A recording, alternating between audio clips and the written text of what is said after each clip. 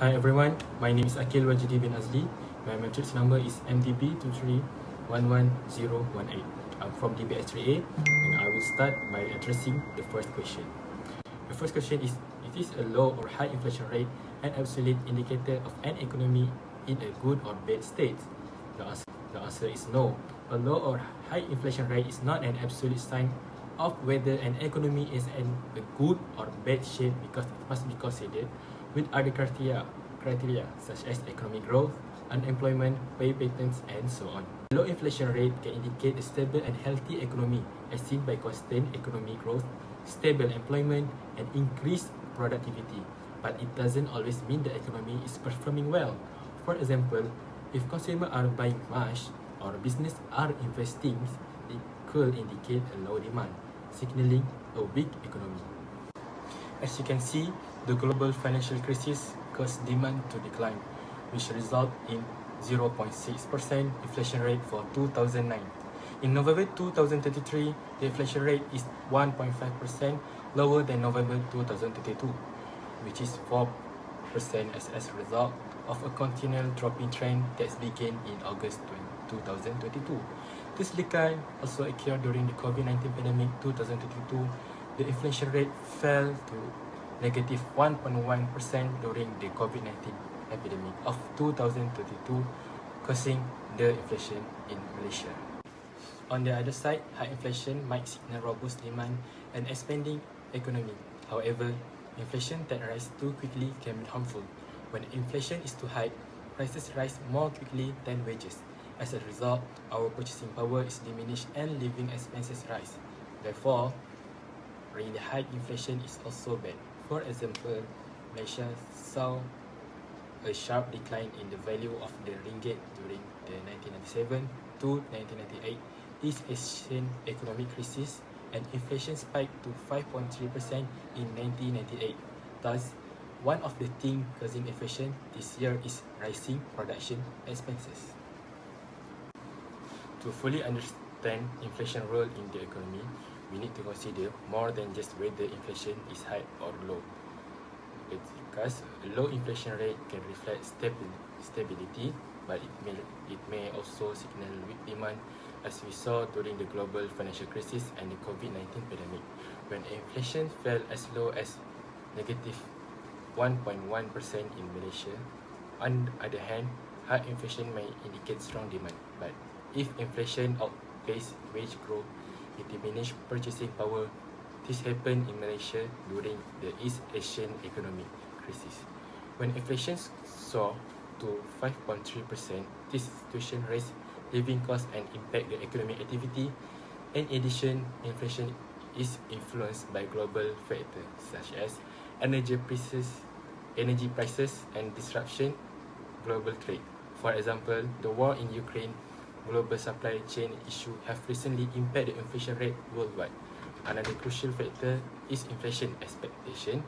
If consumers expect prices to rise, they may buy more now, driving demand up further, which can lead to an inflationary spiral. Similarly, business may increase prices preemptively. This is why a balanced inflation rate needed to high or to low vital for economic health. In conclusion, while inflation is important, we need to look the overall state of the economy before deciding whether is it in a good or a bad place. So that's all for me. I will be passed to the next presenter to answer the next question. Thank you. Next, we move on to the next question. Identify and explain the type of inflation based on article. Based on article, we identified there are three inflation type of inflation based on the article. First, demand pull inflation. Second, cost push inflation, and monetary inflation.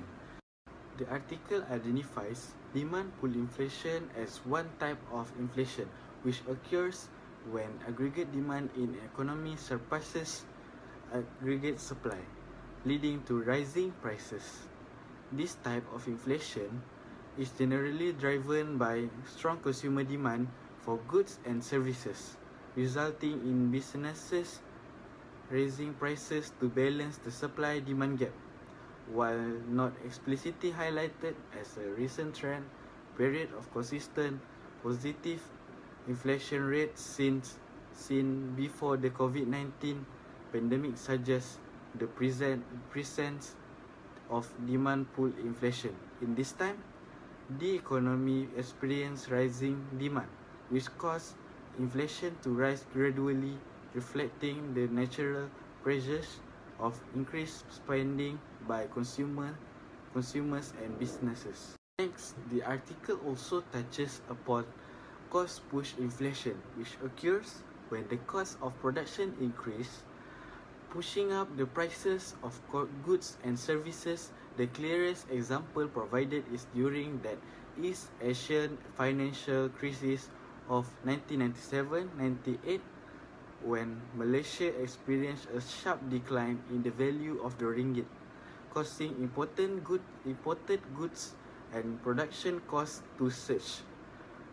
This in turn led to an inflation rate of 5.3% in 1998. Cost push inflation typically happens when raw material or wages increase significantly, resulting in higher costs for businesses, which then pass this cost on to consumers in the form of higher prices. While the article does not directly mention monetary inflation, but this type of inflation also generally linked to an excessive increase in the money supply, which reduces the purchasing power of a currency and drives up prices. Monetary inflation occurs when a central bank prints more money and maintains a loose monetary policy, leading to too much currency in circulation. Although the article focuses more on demand and supply factors driving inflation, monetary inflation is another key mechanism by which prices can rise. For instance, if Malaysia's central bank were to adopt highly expansionary policies, it could lead to monetary inflation, particularly if it outpaces economic growth, contributing to price increases without corresponding rises in output. Hi and Assalamualaikum. My name is Muhammad Alif bin Azman and my ID number is MDB 2311005 and I am from class DBS 3A. Question number 3 is explain the policy measures that could be effective in controlling rising inflation in Malaysia based on the article. To effectively relate the policy measures for controlling inflation in Malaysia to the article inflation rate at 1.5%, Good News for Malaysia by Samirul Arif Osman, we can draw several insights provided.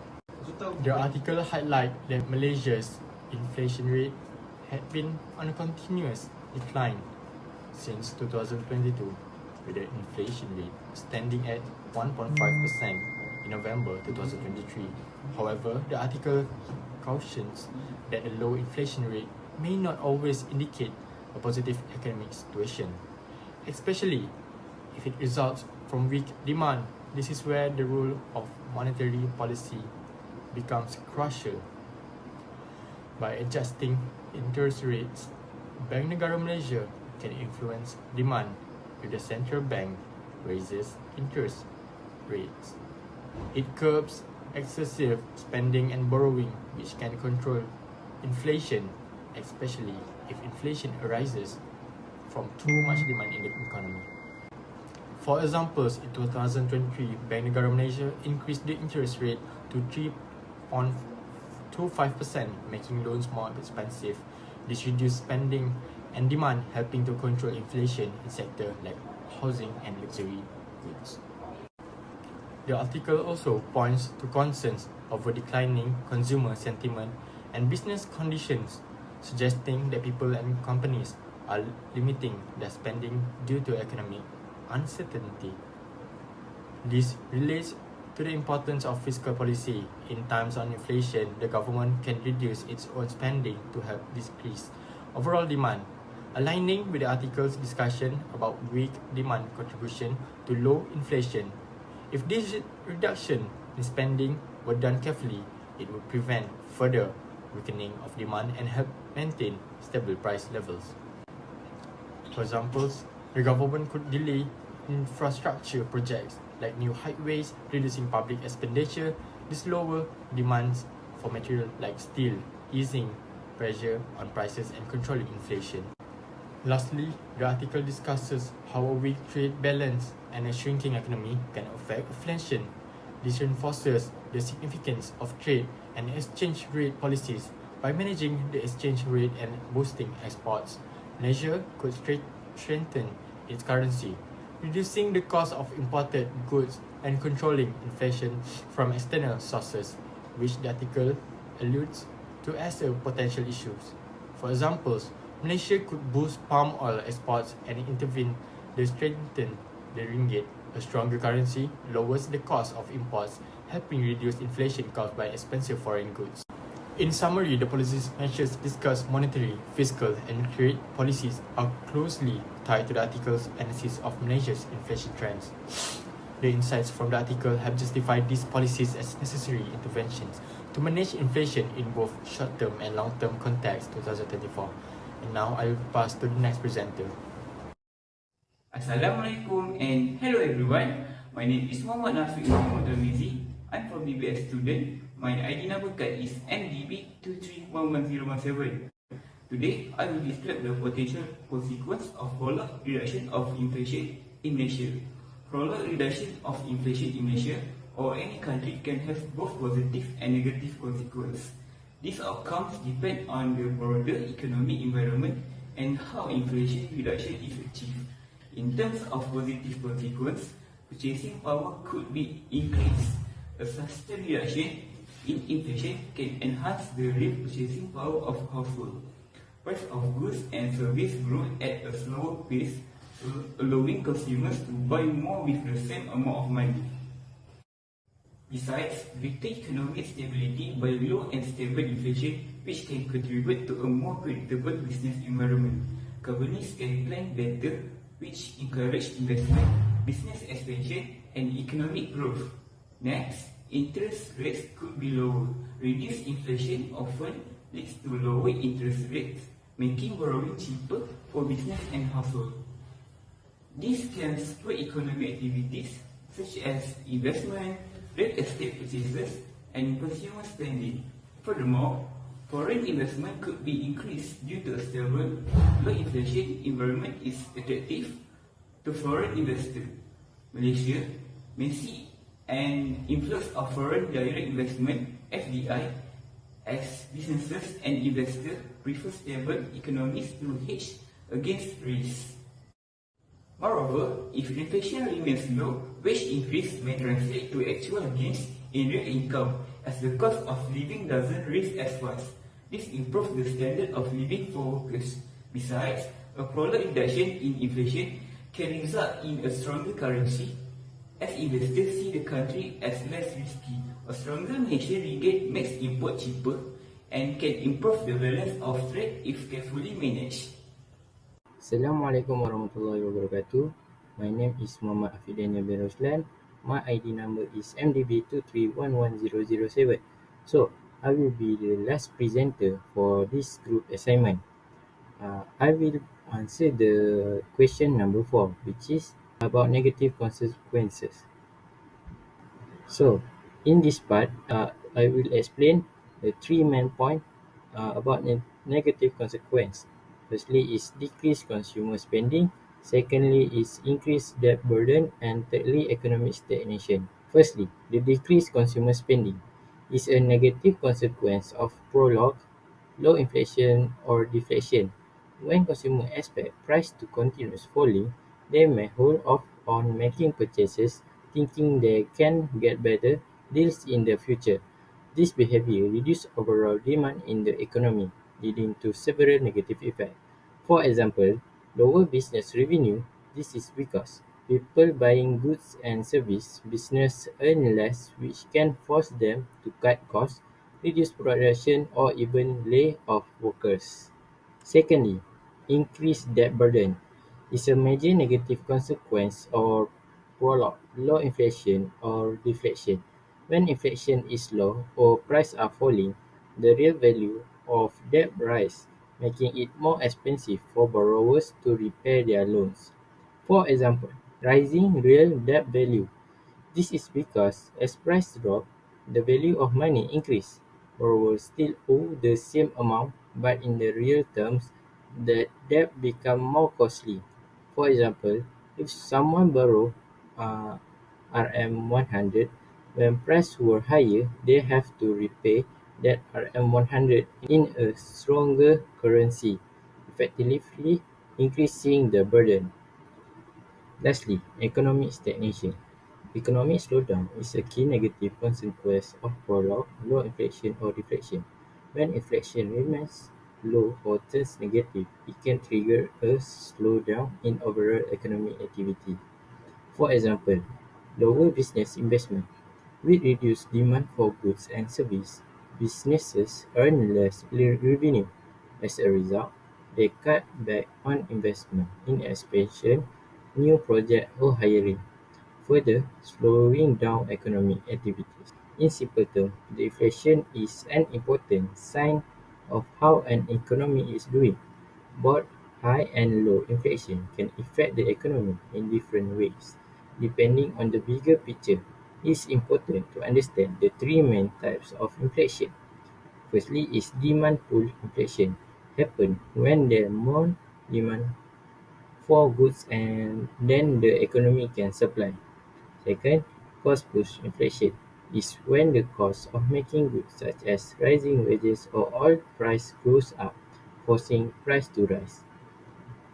And lastly is built in inflation, occurs when companies raise price because their production costs are increasing, and this can lead to a cycle where wages and price keep chasing each other upwards. Government and central bank use tools like raising interest rate, changing tax or helping business become more efficient to control inflation and keep the economy balanced. For example, increasing interest rates make borrowing money more expensive, which can help slow down inflation. If inflation stays too low for too long, it can lead to deflation, which is when prices keep falling. This might sound good at first, but it can actually hurt the economy. People stop spending money because they expect prices to keep dropping, which slow down economic growth and can lead to job losses.